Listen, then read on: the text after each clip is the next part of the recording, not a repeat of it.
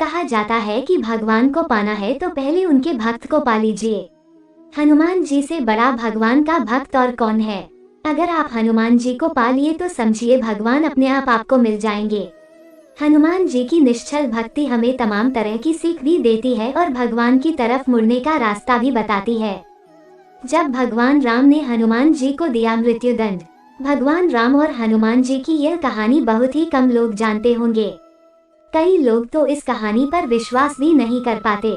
तो चलिए आपको यह कहानी बताते हैं। एक बार भगवान राम की सभा में बहुत सारे ब्राह्मण और संत महात्मा जुटे थे। इसमें नारद जी से लेकर गुरु वशिष्ठ और विश्वामित्र जी भी अपना विचार रख रहे थे। कहा जाता है कि इसी सभा में एक कोने में चुपचाप हनुमान जी भी बैठे थे। इस चर्चा के दौरान ही अचानक नारद जी ने यह बात सामने रख दी कि भगवान राम का नाम उनसे भी बड़ा है और उन्होंने कहा कि वह इसे साबित भी कर देंगे।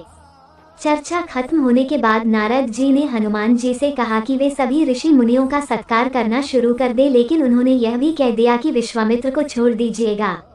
नारद जी ने यहाँ ट्विस्ट यह दे दिया कि विश्वामित्र राजा हैं, इसलिए उनके साथ ऐसा करना जरूरी नहीं है। ऐसे में नारद जी की बात मानते हुए हनुमान जी ने सभी ऋषियों का सत्कार किया, लेकिन जब वहीं पर विश्वामित्र की बारी आई तो उन्होंने उन्हें नजरअंदाज कर दिया। विश्वामित्र को यह अपमान बर्दाश्त नहीं हुआ और उन्होंने तुरंत अपने शिष्य राम से हनुमान को मृत्युदंड देने का वचन देने को कहा।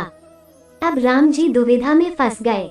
एक तरफ भक्त जिसे वह बेहद प्रेम करते हैं और दूसरी तरफ गुरु, लेकिन गुरु की बात कैसे टालें, इसलिए वह हनुमान जी को मृत्युदंड देने के लिए उनकी तरफ जाने लगे। इस बीच नारद जी ने हनुमान जी को कह दिया कि वे डरे नहीं और सिर्फ राम नाम जपते रहें। अब हुआ यह कि उन्हें मारने के लिए भगवान राम जितने भी अस्त्र आजमाते, सब के सब फेल हो जाते।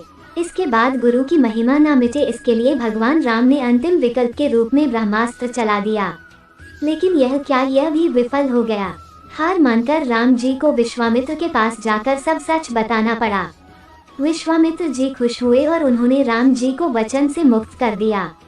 इस तरह से यह भी सिद्ध को हो गया कि भगवान राम का नाम उनसे भी बड़ा है और हनुमान जी भी बच गए और भगवान की भक्ति में रम गए।